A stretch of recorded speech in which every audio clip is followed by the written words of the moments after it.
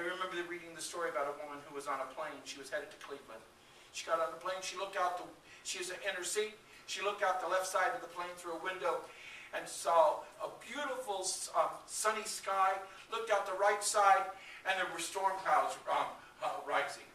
And she thought, oh my goodness. And she said, man, this plane's going to take off. We're going into a storm. And then this wee small voice spoke to her and said, this is how life is. Her name was Marge, and the voice said, this is how life is, Margie. You know, it's like this trip to Cleveland. You don't know every circumstance that's going to come your way. But remember that I am always with you. Amen. And you can have the Amen. peace of God. Now that's the difference, peace with God and the peace of God. I think most of us can say that we have peace with God. I trust that you're able to say that. But have you experienced the peace of God? A peace that passes all understanding is what the good book says. That's what it's all about. And that's what Pastor and I were, you know, when we looked at the promise of peace, we said, hey, that's the promise we want each and every one, ourselves included, to grasp hold of. You know, I came across a little article about what kids thought about peace. You know, as Art Linklater used to say, kids say the darndest things. Okay? Yes. And they said, peace looks like people sharing and friends caring. Peace feels soft like fluffy fur. Hearts, love, happiness, and poppies. Peace smells like cheese pizza, fresh flowers, and cookies baking. Peace sounds like children singing, friends laughing, and hummingbirds humming. Peace tastes like vanilla ice cream and snow on your tongue. As I read those, I thought, little kids, these are like kindergartners. I thought, isn't that the truth, though? How is it with us? You know? Can I tell on you? Oh, go ahead. You tell whatever you want. Yeah, tell them. You know, if you're ever around Ricky very long, you're going to hear this statement. Oh, no. Because Ricky gets out in those holy wars and then tries to get figured out what all the facts are. And when he gets all riled up, he does this kind of pull in like this, and he goes, really, and this disturbs me. This really is what disturbs me. And when I was looking at what does it mean to look within ourselves, to see, in fact, if we are truly living a peaceful life as best we can at any given moment. And I thought, well, just ask yourself what disturbs you. If you're jealous, that'll answer the question. I don't like what people got when I don't got. You know, and so that disturbs me. Oh, and Paul says, I've had abundance and I haven't had abundance. Yeah. I've been free and I've been in prison. I've learned to roll with the punches. That's Jesus' word. Learn to roll with the punches as they come in. You know, and I started to think about that little statement that Ricky says. And this really disturbs me. Most of the time, it has to do with justice. Most of the time, it has to do with the concept of heaven that Ricky has, where everything's leveled out and playing game is fair. Now, see, when you have a justice pastor that you work with this, they're disturbed a lot. Because constantly the world is giving them a lot to be disturbed about. You know what I mean? Yeah. And so I thought that was the most wonderful little thing, little tool, to find that peace, what it feels like in you. Ask yourself, what disturbs me? When I find something disturbing me, I need to look at my own table. I need to look in my own closet and open that up.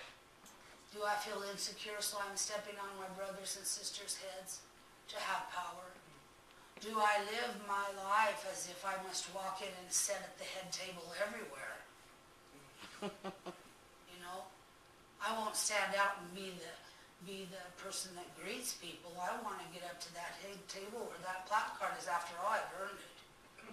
You know, and about that time, you know, I get told the last shall be first or something that goes in there. But I will tell you, there was a time I did not believe that you could change, these are Reem's word, change a person's makeup. How's that? That there are situations and things that have happened in our lives, and there are patterns that are impossible to change. It's easy to get that attitude. It also tells us we can't ever change. If we have that as a strategy, the that you cannot change the inner core of the being. It's true if you're trying to do it yourself. But with God, Yep. all things are possible. And who are we to say the nativity can't step right in our gut, Amen. leading us forward, That's right. looking to the hope of the star, becoming willing to be a new wine in a new wine skin, because it stretches. An old wine skin, like an old deer hide on a drum, a holy drum will split. And you'll put some water on it because we live in dry country. So I think about that. I was thinking about this morning about, when I say this disturbs me, which is usually Ricky's thing, what is the deeper message within myself? How much of my life am I trying to manage on Micah's time? I've orchestrated everything that should be set in place. I've told all the players what their position is. I've preached sermons on it, that's our line. Does anybody hear us? Will those who have ears to hear, please stand up. So it is an inside job if we want to live a peaceful life. It is. Sometimes we have to have a external stimuli to move us there. Maybe it was the smell of the fir trees. Maybe it's the sun that makes the snow glisten even though it's below zero and deep. I truly believe in my whole heart each thing that changed in all of our stories was there was a moment that the nativity was there. And it changed as much then and now and in the future as it did when the people came. And I don't agree with the Pope. They were shepherds, there were angels, there were animals. That wasn't just a good story to make it sound better. I just can't go there. That hits the rock core of my belief. Now that disturbs me. That disturbs me. There you go. Me too. It disturbs me when something's taken away from nativity, almost to make it even simpler and smaller than it was. But I think it was a bright light. We know about that star. We do. So it feels like what disturbs me needs to move me this season. Needs to move me to be the person I think God wants me to be. Amen. To be the person that is given tools through other brothers and sisters to make some of those changes. Amen. It's something we decide though, Pastor. It is. It really is. It's up to us. We have to decide. And with God's help, we can experience peace. Amen. And we don't have to do it in ourselves. It starts with that. But, with God's help, we can do it. And and to close this out, we were talking about,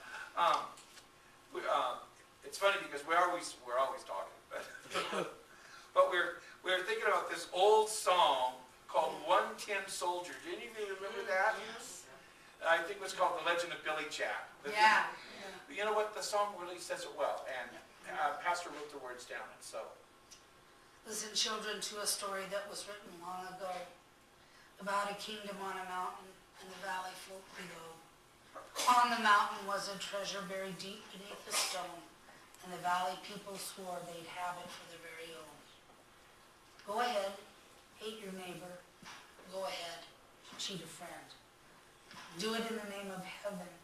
You can justify it in the end. There won't be any trumpets blowing come the judgment day. On the bloody morning after, the tin soldier rides away. So the people of the valley sent a message up the hill, asking for the buried treasure, tons of gold for which they would kill. Came an answer from the kingdom, with our brothers and sisters we will share all the secrets of our mountain, all the riches buried there. now the valley cried with anger, "Mount your horses, draw your sword," and they killed the mountain people, so they won their just reward. Now they stood beside the treasure on the mountain dark and red, turned the stone and looked beneath it. Peace on earth was all it said. Go ahead and hate your neighbor. Go ahead and cheat a friend. Do it in the name of heaven. You can justify it in the end. There won't be any trumpets blowing come the judgment day on the bloody morning after, when one tin soldier rides away.